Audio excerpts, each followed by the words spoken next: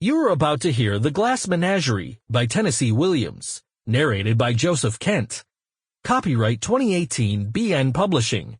Online at bnpublishing.com.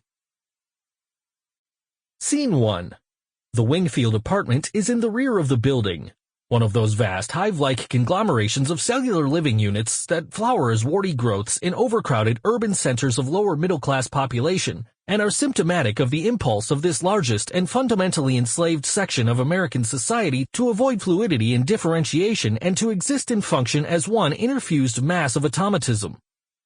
The apartment faces an alley and is entered by a fire escape, a structure whose name is a touch of accidental poetic truth, for all those huge buildings are always burning up with the slow and implacable fires of human desperation.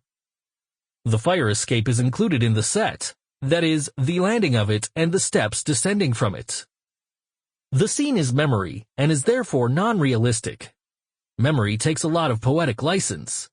It omits some details. Others are exaggerated according to the emotional value of the articles it touches, for memory is seated predominantly in the heart. The interior is therefore rather dim and poetic.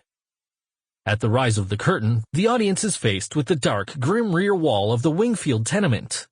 This building, which runs parallel to the footlights, is flanked on both sides by dark, narrow alleys which run into murky canyons of tangled clotheslines, garbage cans, and the sinister latticework of neighboring fire escapes. It is up and down these alleys that exterior entrances and exits are made during the play. At the end of Tom's opening commentary, the dark tenement wall slowly reveals, by means of a transparency, the interior of the ground-floor Wingfield apartment. Downstage is the living room, which also serves as a sleeping room for Laura. The sofa is unfolding to make her bed. Upstage, center, and divided by a wide arch or second proscenium with transparent faded portieres or second curtain is the dining room. In an old-fashioned whatnot in the living room are seen scores of transparent glass animals. A blown-up photograph of the father hangs on the wall of the living room, facing the audience, to the left of the archway. It is the face of a very handsome young man in a doughboy's First World War cap. He is gallantly smiling, ineluctably smiling, as if to say, "I will be smiling forever."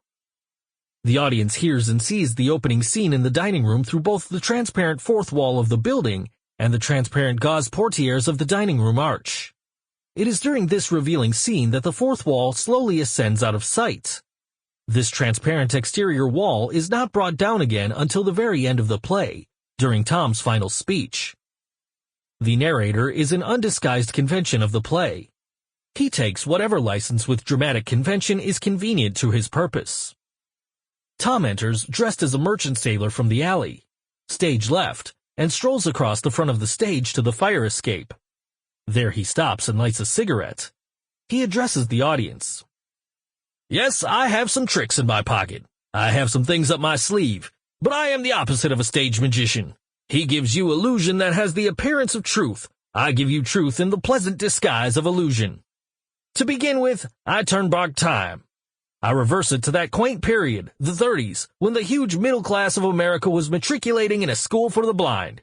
Their eyes had failed them, or they had failed their eyes, and so they were having their fingers pressed down forcibly on the fiery Braille alphabet of a dissolving economy. In Spain there was a revolution. Here there was only shouting and confusion. In Spain there was Guernica. Here there were disturbances of labor, sometimes pretty violent, in otherwise peaceful cities such as Chicago, Cleveland, St. Louis. This is the social background of the play. The play is memory. Being in a memory play, it is lightly dimmed, it is sentimental, it is not realistic. In memory, everything seems to happen to music. That explains the fiddle and the wings. I'm the narrator of the play and also a character in it. The other characters are my mother, Amanda, my sister, Laura, and a gentleman caller who appears in the final scenes.